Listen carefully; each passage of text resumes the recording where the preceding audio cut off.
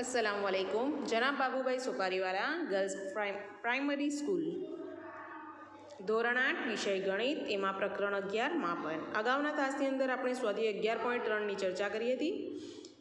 એના થોડા પ્રશ્નો આપણે જોઈ ગયા હતા. હવે આપણે એને આગળના પ્રશ્નોની ચર્ચા કરીશું. આપણો પ્રશ્ન છે, રૂકસારે 1 મીટર, 2 મીટર અને 1.5 મીટર માપવાળી પેટીને બહારથી રંગ કર્યો.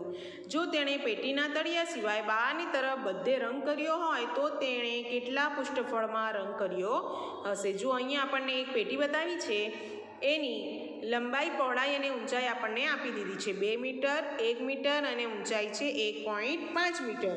અને તેણે શું કર્યું છે? બહારથી રંગ કર્યો છે.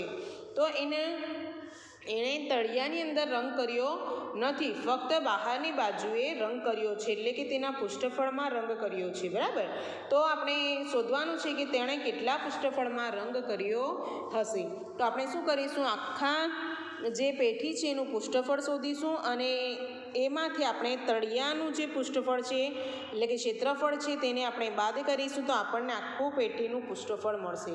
એટલે તેણે કેટલા ભાગમાં રંગ કર્યો હશે તે આપણે શોધી શકીશું. તો આપણે દાખલાની શરૂઆત કરીએ. પેટીની લંબાઈ, પહોળાઈ અને ઊંચાઈ આપણે લખીએ તો 2 મીટર, 1 મીટર અને 1.5 મીટર છે. અહીં પેટી કેવી છે? લંબઘન છે, એટલે આપણું સૂત્ર આવશે 2 કૌંસમાં LB વત્તા BH વત્તા LH. અહીં આપણે કિંમત મૂકીએ તો 2 ગુણ્યા 6.5 આવશે. બધાનો સરવાળો કરી દઈશું.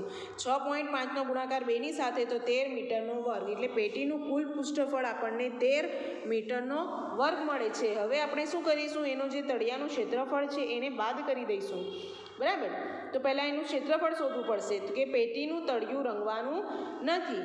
આ પૃષ્ઠફળમાંથી તળિયાનું ક્ષેત્રફળ આપણે બાદ કરીશું. તો તળિયાનું ક્ષેત્રફળ આપણે પહેલાં શોધીએ તો L ગુણ્યા B, તો 2 ગુણ્યા 1 એટલે 2 મીટરનો વર્ગ. એટલે પેટીને રંગવાનો જે ભાગ છે 13માંથી 2 મીટરનો વર્ગ આપણે બાદ કરીશું તો આપણને 11 મીટરનો વર્ગ મળશે. તો આપણે કહી શકીએ કે રૂકસારે પેટીના 11 મીટરનો વર્ગ પૃષ્ઠફળમાં રંગ કર્યો હશે.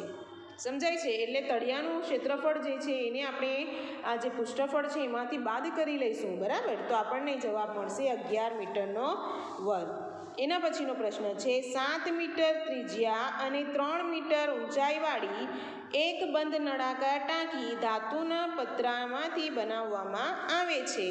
આ ટાંકીને બનાવવા માટે ધાતુનું કેટલું પતરું જોઈશે? જો અહીં આપણે નળાકાર ટાંકી બનાવવાની છે. આપણે અગાઉના તાસની અંદર નળાકાર વિશે જોઈ ગયા છીએ. બરાબર. તો 7 મીટર ત્રિજ્યા અને 3 મીટર ઊંચાઈવાળી નળાકાર ટાંકી બનાવવાની છે.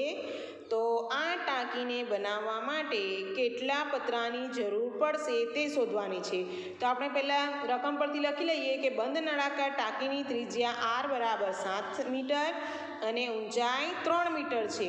હવે બંધ નળાકાર ટાંકીનું પૃષ્ઠફળ આપણું સૂત્ર છે 2πr કૌંસમાં R વત્તા H. એટલે R એટલે ત્રિજ્યા, H એની ઊંચાઈ છે. તો 2 અને પાઈની કિંમત આપણે 22/7 લખીશું. આપણે જાણીએ છીએ કે પાઈની કિંમત શું છે? 22/7 ગુણ્યા 7, 7 વત્તા 3. અહીં 7 7 કેન્સલ કરીશું. 22 × 2 = 44, 7 ને 3 = 10. હવે 44 ગુણ્યા 10 કરીશું તો 440 મીટરનો વર્ગ મળે છે. તો આપણે લખી શકીએ કે બંધ નળાકાર ટાંકી બનાવવા માટે 440 મીટરનો વર્ગ ધાતુનું પતરું જોઈશે. સમજાય છે? એટલે બંધ નળાકાર છે એટલે એનું ઢાંકણનો ભાગ અને તળિયાનો ભાગ એ સંપૂર્ણ બાજુથી બંધ હોવી જોઈએ. તો આપણે બંધ નળાકારનું પૃષ્ઠફળનું સૂત્ર મૂકીને આપણે દાખલાની ગણતરી કરીશું. ચાલો એના પછીનો પ્રશ્ન જોઈએ. એક ખુલ્લા નળાકારની વક્ર સપાટીનું ક્ષેત્રફળ 4224 સેમીનો વર્ગ છે. આ નળાકારને તેની ઊંચાઈ તરફથી કાપીને 33 સેમી પહોળાઈની એક લંબચોરસ આકારની શીટ બનાવવામાં આવે છે. તો આ શીટની પરિમિતિ મેળવો. જો અહીં ખુલ્લો નળાકાર છે એટલે એને ઢાંકણ નથી. બરાબર. તો એનું ક્ષેત્રફળ આપણને આપી દીધું છે. તેને ઊંચાઈ તરફથી 33 સેમી પહોળાઈની એક શીટ તૈયાર કરવાની છે.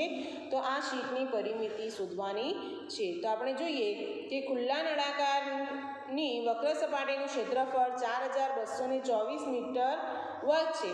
આપણે હવે જુઓ, અહીં ધારી લઈએ કે ધારો કે નળાકારમાંથી બનતા લંબચોરસ આકારના શીટની શીટની લંબાઈ L સેમી છે.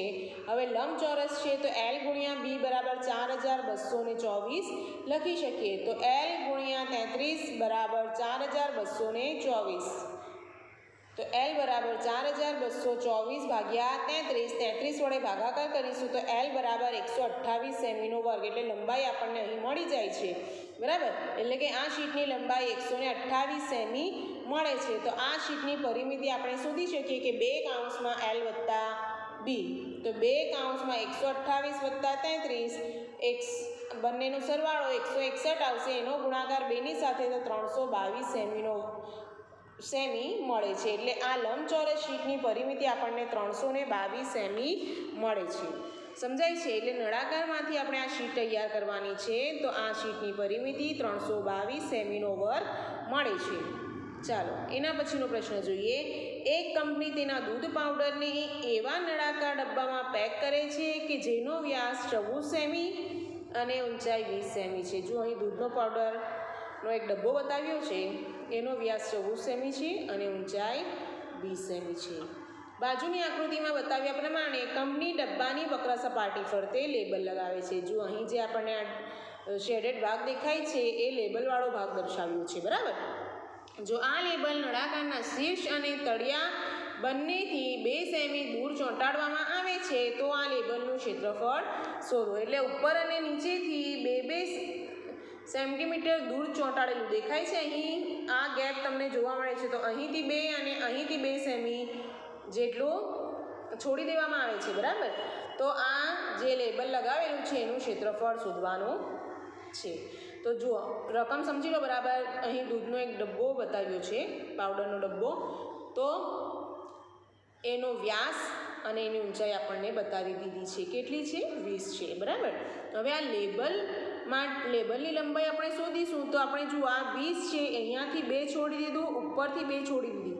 બરાબર, તો 2 અને 2 એટલે 4 સેમી જેટલું આ ટૂંકું લેબલ અહીં લગાડેલું છે.